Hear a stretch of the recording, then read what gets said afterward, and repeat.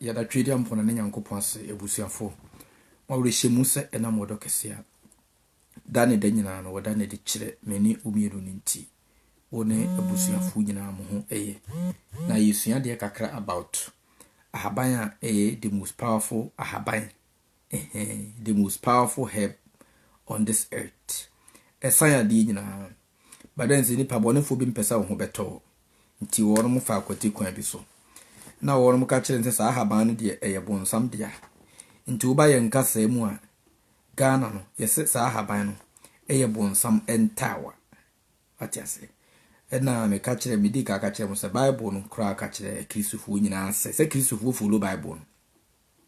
Good. Bible no ka kire Kristofo nyina se Nyankopon ne bo no yoma nyina but ahaban no wetime san yade nyina ndie omo mpese ye ho beto ne ndie omo se bonsam dia ti na cheso mpese omo chese Nyankopon no bo no yema nyina no eduru sa ahaban no nkwa so no na woto ne nsa frɛ bonsam se bonsam mebo sa ahaban no emfamaye atiase to omo frɛ sa ahaban no bonsam entawa ewo ye kasem atiase bonsam nta mte no ma mo kani so adom TV emrantie bi koton bonsam ntawa na yadua no wo mafu mu na police for kwache wan fe police ni ntimi nchu bio me cheda ye ho prayers this full moon my ho prayers se wo kwa kono musie ndia me bompa ye kwate police for nchew no mo mfa nkotum but se wo de ya duro dia police ni chi wonye yi aza ya brene sa ye nyankwa atiase se wo de musie no se wa harawa de ni me bompa ye kwate police for nsankan atiase but se wo de ya duro dia ni police ni chi wa enye yi na chiremo ekwan a medical teachings be about how I be mix nuane ene haban no marijuana haban ne ka ho a wo de be san yade bebre e wa brabo mu yade nyina enam so me sama on another level a wo kan nyina bomu a e wo ma yesa me refresh na obi ehudi ekro ena ever since ya yele iwi no anase marijuana haban no December 22nd 8 am Ghana time anase 8 ma Ghana time ena illegalize ahaban no ma Ghana fu nyina sa wo de ye duro dia police ne chi wonye yi agese police ne bia woni nkwan da woni kontomre da woni mokoda woni nyado adade ne fine witime chew atiase ana agese afi no mo start training sa police fo na wo ni nkwan da no e wo Ghana but ahaban na nkasa ndie wo de ye duro dia you are free to use it because medically better than hospital bia wasasi so me kano kra chero we ahaba no tumi wo mu che Jesus we ahaba no tumi wo mu che Muhammad ne Allah what you say we ye pie dam so we ahaba no tumi wo mu che sa nkwasiafo na mosom wo no mo mare ode say masala chi ne prayer camps ne ade ade what you say enti yempese obi hunu no akọ ho pe ho ato but no brothers be the message bi ba ala no so ne ade amamu TV you should know how to use it edro bia no o madro no ma ne buru so a ebe hawo atiase nti esa wonom no sibia wa pomden anase sibia wo hia no na esa wonom nti na mintumi mfati chinsi ma mekire mo so esa wo meja wo hwe sibia wo kase ete a efre bibi body mass index BMI o calculate BMI na oye overweight ya when you be measure be fa 3 ni mienu atre na wade no mkoko no be fa mienu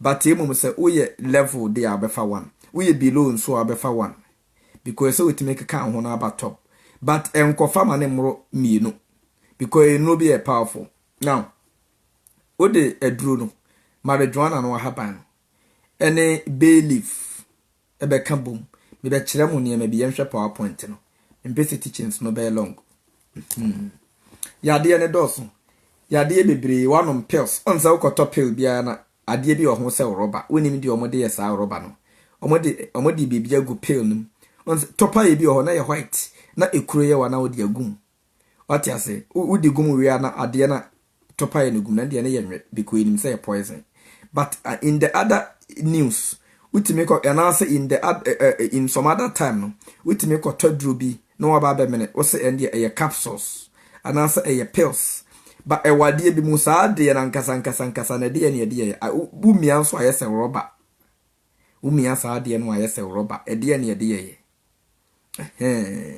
saa ne ma ne nyina obenom aduru ne say eboa ma na san ho yade but saa ne ma na yekọ we yemu no nso no problem ka ho me ka no kra chew yade ne doso me bo bi dia chew me bo bi yade ne doso almost say acquired immune deficiency syndrome na che say AC no so anya no kra HIV no almost HIV ne ba woni padua ma ndi ntimi nku age say ada squad bi be ka ho ma omo AC ansa ne kun ba o ma hu omo so omo wuo ne se AC a che omo nya na tuberculosis na aye wonum na wonum wuo enye AC bia AC ndi omo creatine aye se Jesus no a omo de beton condoms say the better population no so better but HIV no ankasa harmful ingested varieties ene ma bia wodi agu ni padua ne mu a liter na be fight tiawo ene efre HIV harmful ingested varieties HIV nya yare bia no oba bi da no nya bi na de mire chire no so san komuso nya omo so HIV ho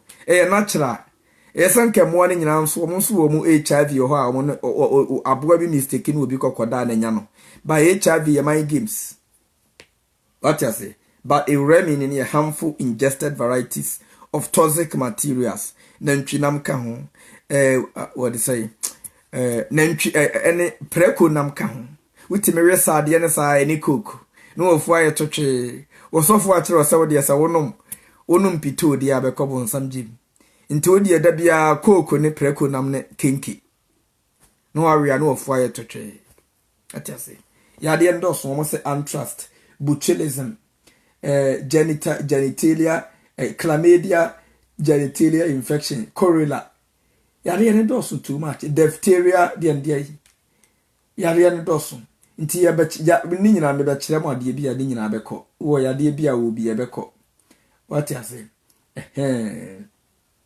omo wo MEMS legionelitis as I say Lyme diseases, malaria, measles, meningococcal diseases, MEMS, pertussis, plague, hepatitis A, hepatitis B, hepatitis C, hepatitis non-A or B. Not just say a dear no. And dear Huna, yellow fever, kill fever, almost kill fever, being so has sent to say, oh no man, kill fever, say yellow fever, and an O fever, kill fever, rabies in animals, rabies in human beings, rubella, salmonella, shingella, streptococcus diseases, E. coli, what you say, syphilis, tetanus, toxic shock syndrome, tuberculosis, typhoid fever, varicella deaths, gonorrhea, invasive diseases, not just a near maybe to me, no when I say this, leprosy, epilepsy, yadi doso, Lyme diseases,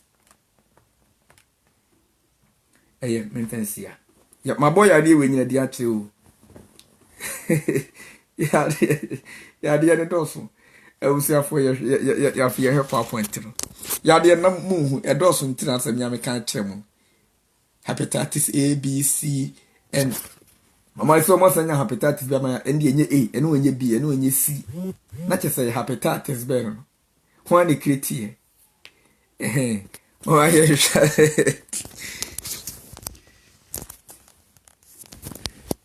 Okay, you are the new. Make a baby chill. My correla. Until Ubenon pills. Once pills no way, I dear be on my answer, Robert, winning the omode. O the audience a drone we inside the one. By when a dear nom dear, we and I say Robert now, Udins you cannot tower, son.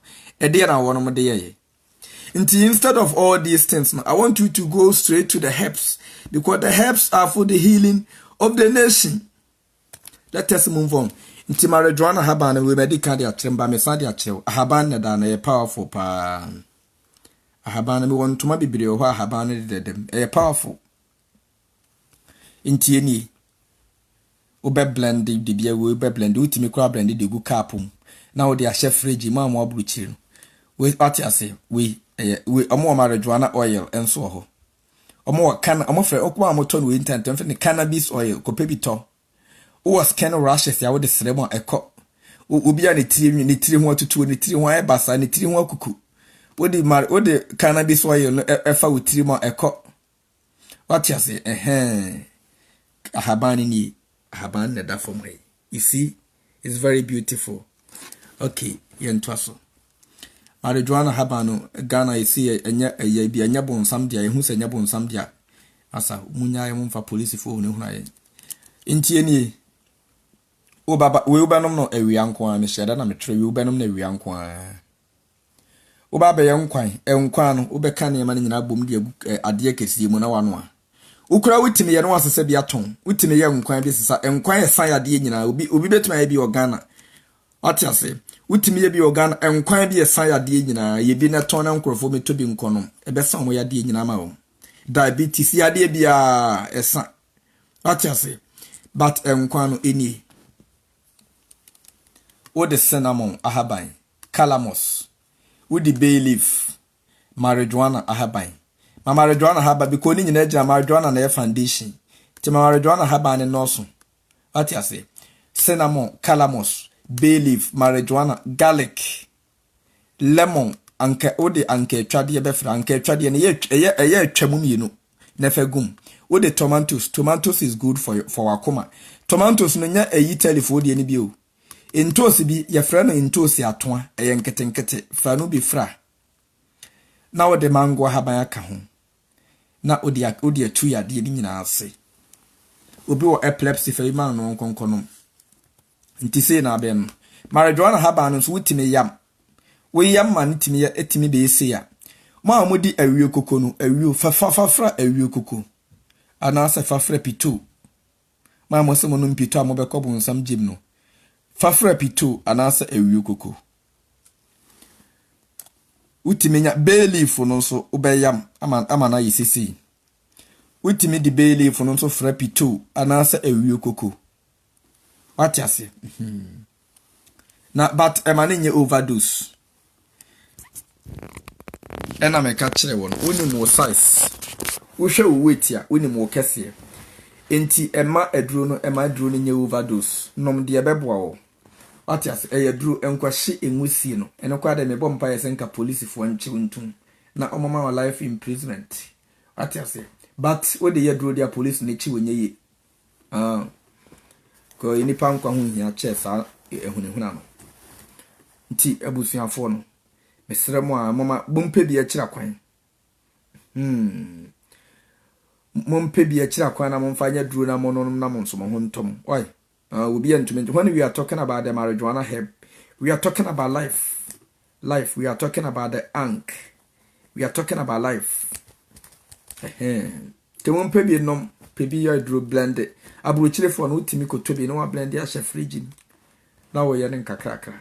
Wo di atre necessary no am. Se on so ko hospital doctor ma wodru a. Wo di atre necessary. Ana se wo measure no because dro bo ho a ye so fa baako. Na wo family no a ubeye basa nti the moment ya bi hu se bia wanom o de marijuana ahaba na yiti anom na haba no bia de hode wadasa anasa wo honam na ye omre no ese wo hu se wo fa ma ne broso nti ese wo fa ne level what you say ese wo fa ne level bia be ma ho ato wo de san ho ya de o ma ne nko create problems ena ma mo no nsafufu no nsafufu no satre ba akọ fa fra ensafufu na de what the frame we are, you will see the difference. Nice. It 2 year de nyina ase. Atase nti enkwa na me kire wono wo ya. Ubetimi aye bia ton enkwa ye san ya de nyina. Ti abusuafo we nya long message we very very short. Said e be ya obi anso ensa betumi akasa message bi ewo WhatsApp plan so. What you say? Ti sa ahaban ma mo no mo nsafufu no mo mfa bi mfra ensafufu eno amu ni benya fufu ye di kodi fufu te kristofo na mo di fufu no ye na nanom na di fufu eto ho ma yen e wo Ghana ti mo so ye na nanom so ma bosom ti mo de mo hu Yesu dia esam so mo jai fufu de bi ko fufu na ye bosom aduane da bia meta ka fufu ye na nanom na di fufu start ye wo Ghana enya Jesus at Jesus the Bible num de ne pa no the bread Jesus was the bread of life. It's enemy no can say Herod we Jesus. Herod or we what you say? Tell me some Jesus in there. Inti Herod ni Pilate ni munso aye what.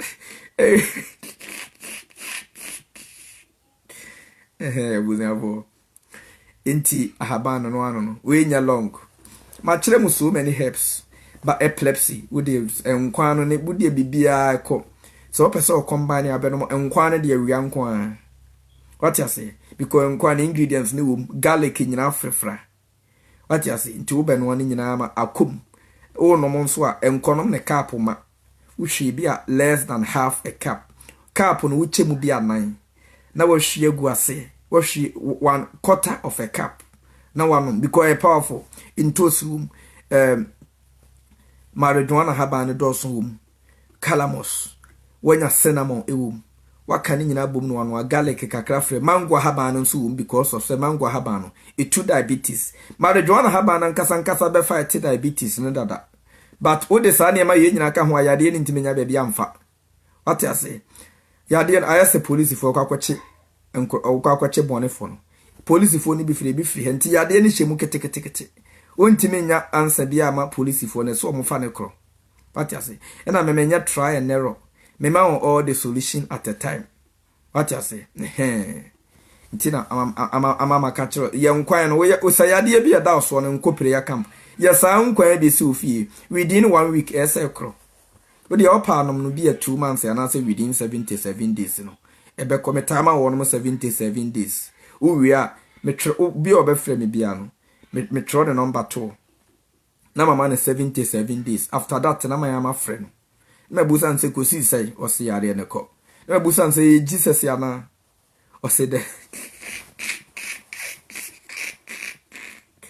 dia ozia fo besremo ema obi hu ahaba no ya wo Ghana mani mu no sibia marijuana haba no musi ndi bonsam dia enya bonsam dia entos enye illegal entos ya haban entos ya haban no kra no se obi yade a utime posa ani edru atiase entos ya haban but marijuana haban na wo de yesa nkwan ne so no ma obi o se nani su hu ade ebeko obi wa so wa glasses oba be no sa nkwan for so long no ne nyina abeko but woni ye wo yankwan ade entos ya haban wo de so woni ase ha oposa na wamia emunsu na de asowani yawo but ebeko edrubo ha ya edrubo nso enwun timpanyimfo se edru a enwun no ene tu ya de ase enye coke o pedru a eda de ne kotokoku na no na wafunya totwe aja enze pito no emu be kaw kakra but etu ya de ne nyina ase pito wo de marijuana haba enya fre pito a wawie atia ase anti me call Ghana bibi na me brebi na mo frɛ me abra kofi asa kwa me we me se me ban so me call no mpito me call no koku boys ni hia me ayi boga yenga me se ma sa yenkwa gipito hwe me call no koku nti mo no mpito ne de ye wo mo no bi ye kɔ ba na me ka che ye kɔ so ase hɔ ama me bi wo frɛ ni ima me se ima fa fra ma ye ne no ne nkopu ha ni police emere chire kura mo nsuro police obi a wodi bone de police chin wa ye cry support because say bibia o se bone jai organa man minti na police o but ahaban ho de police for no mesrem mon pe ba bi ntete what you say ahaban ho de mon dog because ahaban de o ho mu bia e dru obi kokum obi de ne police for timi sorry gina ene VIP bus sen kenya police ni bia tem se driver ni bia se o pese bus ni nya accident intentionally a na ono o si dwane na police ya che no what you say enya marijuana haba na yehia ho police na no me ka kire ma no pay me se ye ba be legalize ahaban a yehia lawyer yehia herbalist obi a woni ma ahaban ne mu woni o legalize ahaban na lawyer no no asiesia books bi asiesia o sua mra no so ahaban bi anim what you see nti se ye ma herbalist ena o legalize marijuana ahaban ma Ghana for no de yadru na o so mo ho atom enye police ana say lawyers tikakra me pesa me ka kire mo no I love you all and nyankopon nhira o mie wani ono obusuafo nyina nti marijuana haban we ye Ghana de se we na te se weed enwura nyina no omo ken ana omo kwen omo hema kese marijuana haban nti na mo firi weed no esa ya de nyina nti mo pebi ya nkwan Mamo abruchere mu benya bia oda e wa Amazon. Wo shop bi nso akoho. Ne kope bi to ho. Organic shop. Na se woni mu nua bi na wo America si no. There are some states you mun legalize. Into woni mu nua bi na so mo legalize. Ewo state bi na wonu bi ho a. Mane nto bi no mfa ntu kwan famre wo. Because who hia che se obekwa na akubuku appointment or hospital ni ade no. Saa aba ne hu hia che saa ne ma. Wonu bi ti Washington na wo Virginia na Maryland. Ni legalize. Mane nto bi no mfa ntu kwan famre wo. Na fa ye nkwan si fi. Na no mo ade. Kwotete amango habane nyina fa ntu sika ho ne no a. Ho beto. Kakra mpesa me ka kire wo no. Na wanya pomuden na wanya asundwi. Se wo yapomuden an wasundwi. Da bia no waye basa waye cheko coke no ne coke na doso. Gas no Pepsi ni ade. Pepsi no ni coke na doso. Ai, ti awusu afo mama ye nhye sa na me nyina nso. Wotime nso camera Juana haba ni boom. Na me kire obi sa akwankyere no. Wo de fra believe no. Na wo de ahye wi. Wo de fra wi ahaba na de afra ensa. Wo de Ghana for no wotime de France fufu. Na wo de esi ho. Na edi. What you say? And also wotime de fra appetition. Na atwe. Ingredients na wo mu na yedru. We are wa blend the believe no separate. Esinchen. Then the one no nkakrakra. E dia support we see no. Owa obu a wose ne be ma nya dwuma. Ohu oba akra no so. Saa ne ma nyina se gu ye be ma ni kwaso gu ho ni masesa. Se wo yi saa ne ma nyina firi nya sondwe woni ne yerete. Onim sa ho odi ni ho nti wo ho ne yere wi ana ne ma hye no. Oti ase wo ho ne yere bi ana yem hyehye. Ne yere ko dwuma beduru ana ne yem hyehye no. Because of so onim se bia ontimi wa lose. Fise coke na doso. What you say? Timesremu. Mama nyina. Ye kire ne ma beboa mu bia ho ato no. Marijuana na haba na nkasa so ye say use for meditate. O ma mo meditate ne fa haba ne bi dware. E san ye meditative ayi. Utimi de belief no nko bi dware. What you say? Utimi de belief no ne me de bi dware dia me blend na me de dware. Me wi ana my meditation.